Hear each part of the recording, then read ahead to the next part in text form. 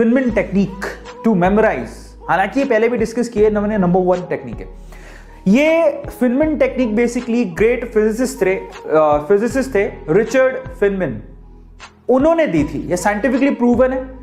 उन्होंने क्या किया था फिनमैन टेक्निक पे, जरा देखो। वो कहते थे सबसे पहले कोई टॉपिक चूज कर लो, कोई भी कर लिया, और उस टॉपिक को ना आप किसी को भी, घर पे अगर कोई बच्चा है उसको पढ़ाओ, उसको समझ में आए नहीं आए फर्क नहीं पड़ता, उसको बिठा लो और उसको पढ़ाओ।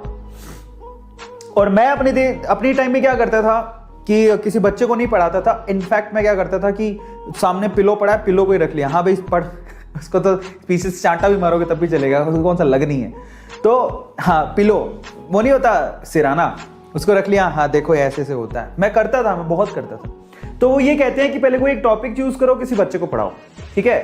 अब वो क्या कहता है, अब जब आप उसको पढ़ा रहे थे तो आप कहां कहां अटके वो देखो। भाई कोई चीज पढ़ा रहे होते हो तो आप देखो कि आप अटके कहां।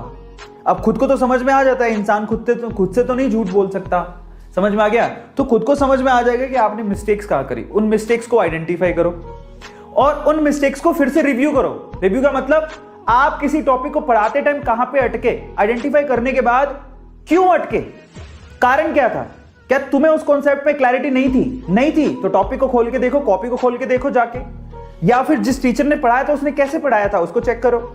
रिव्यू करने के बाद फिर से उस टॉपिक को उस बच्चे को पढ़ाओ या सिराने को पढ़ाओ। समझ में आ गया। जिस वक्त आप खुद सेटिस्फाई हो जाओगे कि नहीं यार अब तो मैंने जो पढ़ाया बेसिकली वो प्रॉपरली उसे भी समझ में आ गया होगा, क्योंकि मैं इस चीज को समझ पा रहा हूं, तो समझ लेना वो टॉपिक आपको अच्छे से याद हो जाएगा।